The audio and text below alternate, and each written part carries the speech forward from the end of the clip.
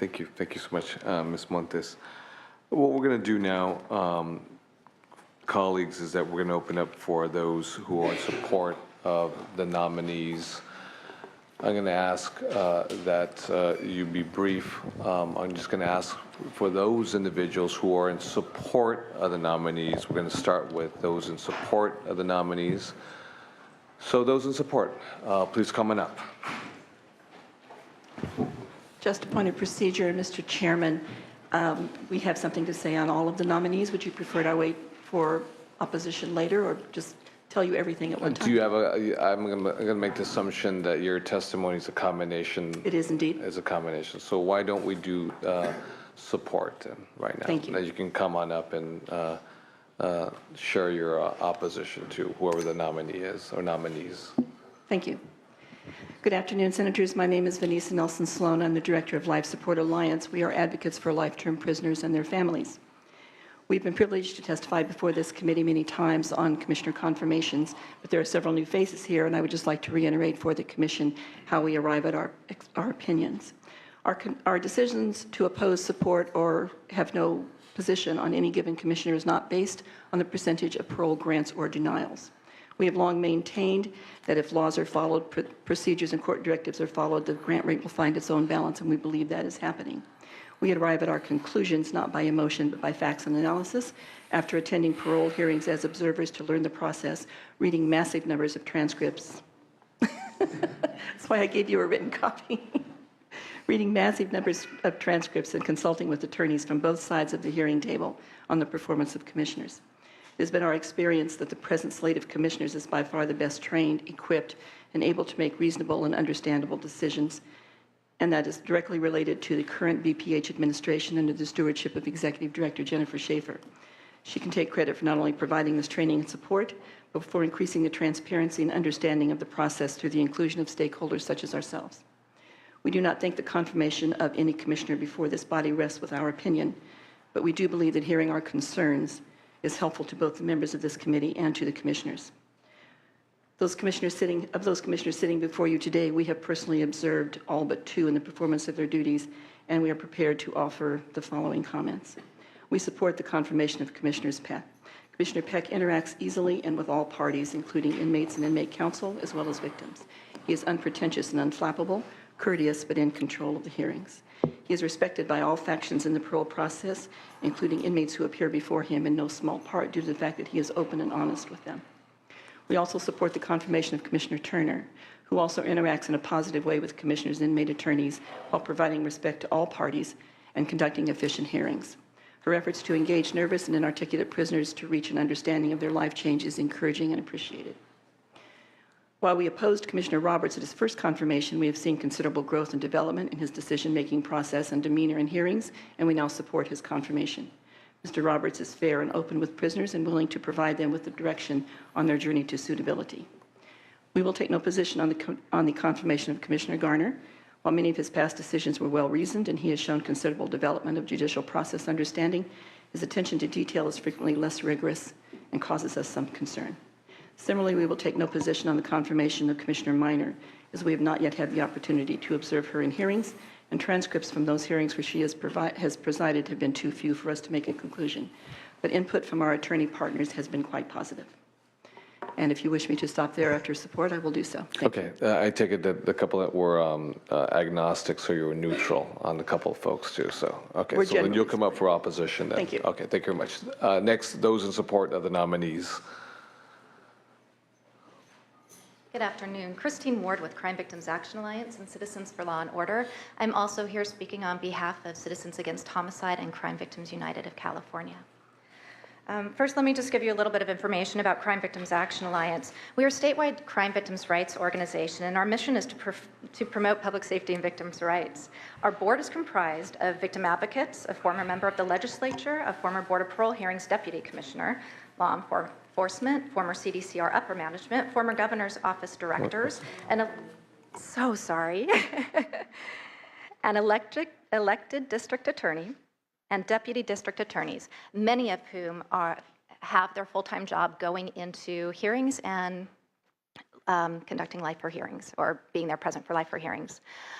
So when we were making our decisions on who we were going to support. Why don't we do this? Why don't we go just straight? Let's cut to the chase and let's say who you're got it. for. Let's support, let's go for that, okay? And thank you very much. We appreciate it. Thank you.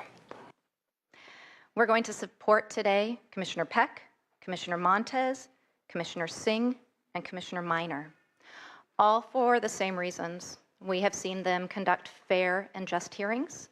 We believe that they are considerate and respectful to all parties. We have seen them take extra care when it comes to victims. And we believe, all in all, that they are doing an excellent job in the work that they do and making sure that public safety comes first. Thank you. Thank you very much. Thank you. Any other folks in support of the nominees? Any other folks in support? Seeing none, those in opposition? Those in opposition, let's make it efficient, please. Those in opposition. Denise Nelson Sloan for Life Support Alliance. We cannot support the confirmation of Commissioner Montez. Commissioner Montez hearings are often very lengthy affairs which cover relatively minor issues in minute and unnecessary detail that add nothing to the hearing except time. Of greater concern is her propensity to be argumentative and dismissive to inmate counsel. We also feel that her criticism and characterizing inmates with appeals in the system as being manipulative is inappropriate and unwise. In denying parole, Commissioner Montez is apt to cite as a reason in her words, her personal speculation that an inmate will reoffend. And while the Commissioner is, of course, entitled to her Can opinion. you just slow down just a tad bit so we can actually absorb what you're saying? I have it in written form also, sir. Okay, I know, but I'm not going to read it, so. That's fine. Just, I didn't expect you to. Okay. She is entitled to her opinion and also to deny parole, but denials are to be based on fact and not on personal speculation. Her frequent request of inmates convicted of cell phone usage to provide details of how the phone was acquired or the names of other inmates who have cell phones is, we believe, dangerous. It puts the prisoners in a dangerous position, and it's not the job of a parole commissioner. We oppose the confirmation of Commissioner Singh, a former district attorney. She often reverts to the role of prosecutor in hearings, and her demeanor toward inmate and inmate counsel is often that of a cantankerous judge when counsel offers more than cursory objections. The commissioner will often rely on old information, often years old, and to sustain a finding of lack of insight, and she fails to consider the impact of factual errors in psychological evaluations. She has allowed inmates to be retained in restraints throughout a lengthy hearing simply because they are housed in the SHU, when their last disciplinary for violence was over 20 years ago. For the past 2 years, she has handed down more 15-year denials than any other commissioner. Last year, the entire 12-member board handed down 9 15-year denials. Commissioner Singh handed down 4 of those. Perhaps the most troubling statement that Commissioner Singh often makes is that, quote, everyone relapses. Such blanket statements are not only prejudicial, they are not correct. Also of concern is her inability to understand and apply connection between events in the inmate's life, perhaps when the inmate was young, to the eventual crime. And this, we feel, exhibits the same lack of insight for which she often denies parole. We thank the Senate for this opportunity for confirmation to participate in this process and look forward to continuing to work with the BPH and commissioners in furtherance of a robust, fair, and lawful parole process. Thank you. Thank you. Thank you very much. Any other opposition? We have opposition. Okay. Come on up. Welcome again. Thank you. Christine Ward, Crime Victims Action Alliance, also speaking again on behalf of Citizens for Law and Order, Citizens Against Homicide, and Crime Victims United of California. We are all in opposition of Commissioner Turner for the reasons that Senator Cannella had brought forward today. We are very concerned that she is biased in her hearings and is not conducting fair and just hearings. I'll leave it at that. Thank you very much. Thank you very much. Further opposition? Further opposition? Seeing none. Okay, those are agnostic who want to comment. Seeing none. Okay, fantastic. Let's move forward with the nominations that are before us.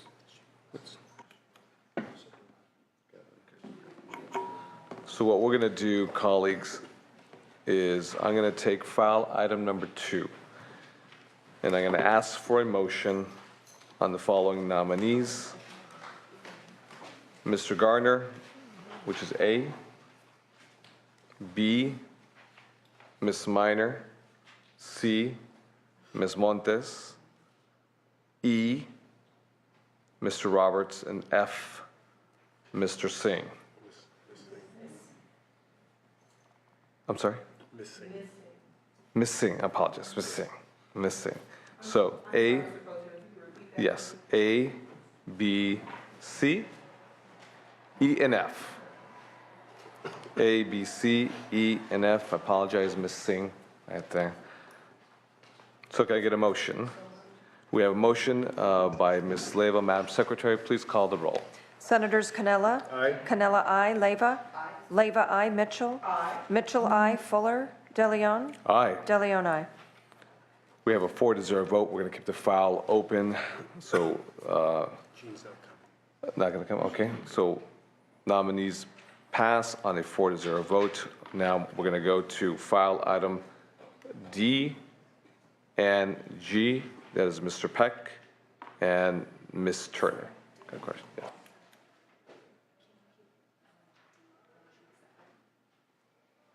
Okay, we can do it. Okay, so, no problem. No problem.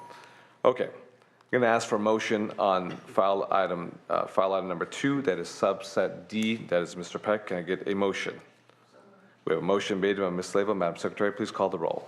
Senators Canella? Aye. Canella, aye. Leyva? Aye. Leyva, aye. Mitchell? Aye. Mitchell, aye. Fuller? DeLeon? Aye. DeLeon, aye. D passes on a 4-0 vote. Can I get a motion on file item number 2, that is sub G, Ms. Turner? So moved. We have a motion that's made by Ms. Mitchell. Madam Secretary, please call the roll. Senators Canella? Leyva? Aye. Leyva, aye. Mitchell? Aye. Mitchell, aye. Fuller? DeLeon? Aye. DeLeon, aye. Ms. Turner passes on a 3-0 vote to the nominees for the Board of Parole Commission. Congratulations. Your nominations will be heard on the full Senate floor for a bipartisan vote in the very near future. With that, congratulations. Thank you much.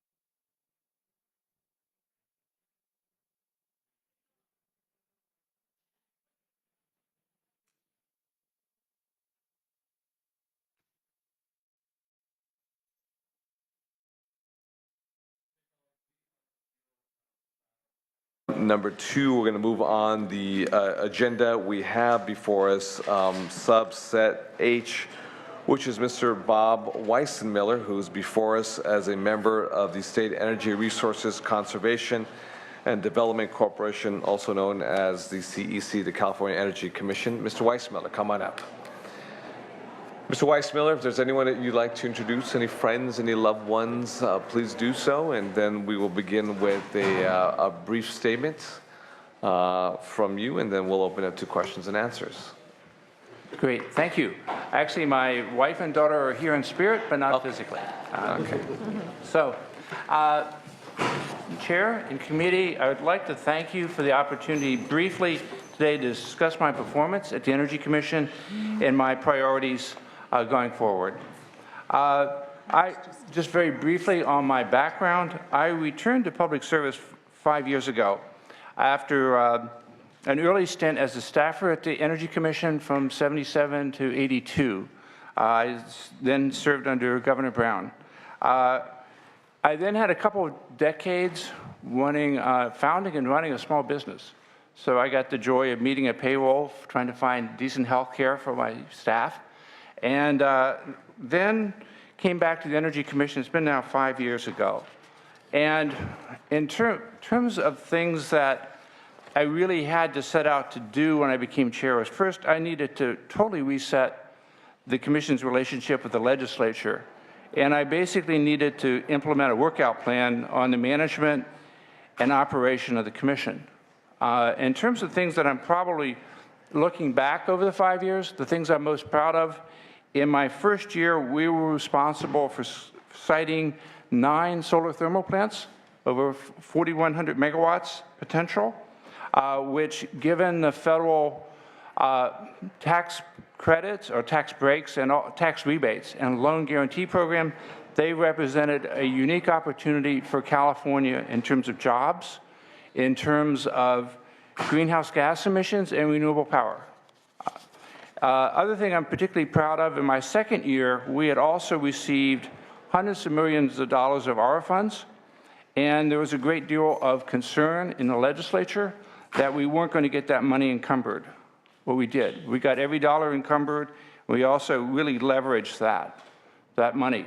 I'm also particularly proud of our role in the 3rd California Climate Assessment, really documenting how climate change is affecting our climate right now, and also how it's impacting the energy system. In terms of energy efficiency, I would point to Ralph Cavannagh's kind and eloquent words on accomplishments of the Energy Commission in the area of energy efficiency. Turning to the future, my top goal is, of course, the governor's State of the State address and his executive order, recent executive order on greenhouse gases. I am proud of my role in helping the development of those initiatives, and certainly look forward to working with the legislature, the administration, and stakeholders to implement those. I believe everyone is aware those are the most aggressive greenhouse gas goals in North America. I'm also like to talk for a minute about basically another area I'm proud of is the governor has pulled us in to help out on the drought. Obviously, that's a phenomenal challenge right now. We've been given 4 areas of responsibility. 2 of those we've implemented already. One of those is we've adopted efficiency standards for water fixtures. We have also adopted regulations to give us more flexibility in power plant compliance.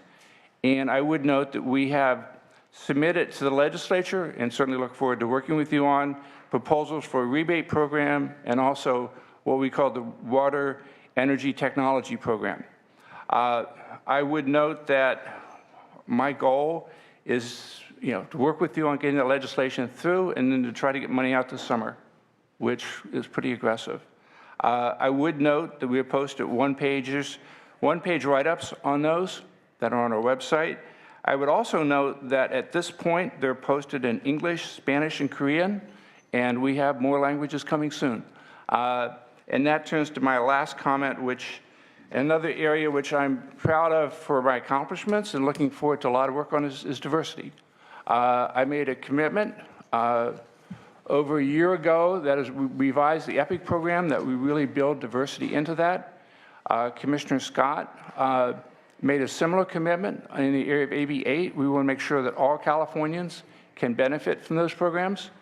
And I would note that recently, since we filed my responses, the Commission has adopted a resolution on diversity. We have a lot of work to do, but again, it's a very high priority for me to make sure that all Californians benefit from our programs. I'll be happy to answer any questions.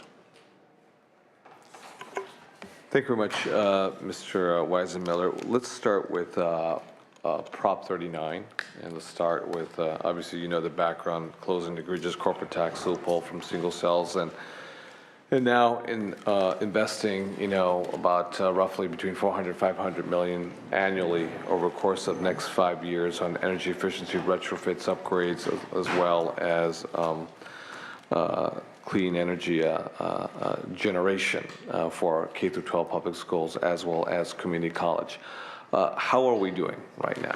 Well, at this point, I think I've actually, in here in the question we talk about where we are on implementation, I believe I've also given you an update on that. I think it's very important that we track exactly where we are. And in terms of the bottom line at this point is that, let me find the most recent statistics. Bear with me for a second. Well, actually, I'll go with, keep this on time, although I can certainly go back. We've given you more recent statistics, but as of March 31st, 2015, 360 LEAs have submitted energy expenditure plans. 320 have been approved, representing 1,030 eligible clean energy projects totaling $210 million. So we got this program up, as you know, in 5 months. At this point, we've been really processing those. We've simplified those, and I think we're doing well, although obviously one of the things we are really focusing on is trying to identify the LEAs that have not submitted plans to us and see how we can help them to move forward. Okay, so we kind of have a general view at a macro level that we've gotten money out the door. We have identified the LEAs right now. But do we have any ideas of it, or is it too early to sort of figure out, with the benchmarking, how much energy savings have already been saved, if you will, the energy load reduction as well as the metric tons of in the aggregate of CO2 that have not been emitted as a result of the energy efficiency investments at the local level? We estimate $16 million a year in savings. Now, at the same time, what we've done is for the LEAs that already have received money. Is that the projected? Is that the projected? That's projected. Okay. Now, one of the things we've also done is we've asked the utilities to help us provide data. We have set up a format and a database for the utilities to be providing us data on what the bills were and what they are now. So we would be able to actually go from our estimates to real data. And so that's something where we've asked the utilities to provide us the information by September 1. And so we've set up a system, and we should be able to give you much better information going forward on what's actually happening in terms of energy savings and in terms of greenhouse gas emissions. Okay, let the Rules Committee really underscore and emphasize how incredibly important that data is, because if it's not benchmarked from the day one, it's very difficult to verify and quantify the net positive gains. It's absolutely critical, like you said. Obviously, we need the utilities, the IOUs, the MOUs to cooperate and provide that information, that data. So it is critical because the legislature will come back to the CEC and will ask specifically of all the school districts, the LEAs that have received dollars, how much were their utility bills on an annual basis, how much are they now as a result of X amount of dollars that were invested in said school, how many kilowatts, how much metric tons of carbon was not emitted, how many jobs? Yes, exactly. How many jobs were created? How many jobs were created? And in the energy efficiency space, I think members here are going to want to know, was the majority invested on HVAC? Was invested in double pane windows, fenestration? We all know specifically, all the ingredients that entails energy efficiency, but very curious to find out what the schools are investing in locally. Some are insulation, some of them are sensor lighting. There's sort of a disaggregated breakdown. That information data would be very helpful. That'd be very helpful. Let me give you some statistics on the breakdown to help. So new lighting and lighting control systems are about 60% of the projects, of the investment. So that's a whopping number. That's a ton right there, yeah. HVAC is about 25% so far. Plug load management, energy efficiency water pumps, electric motors, hot water heaters, building envelope and roof improvements are about 10%. And then renewable generation projects, particularly solar photovoltaics, are about 2%. Okay. So that's generation is right. In single digits. Okay.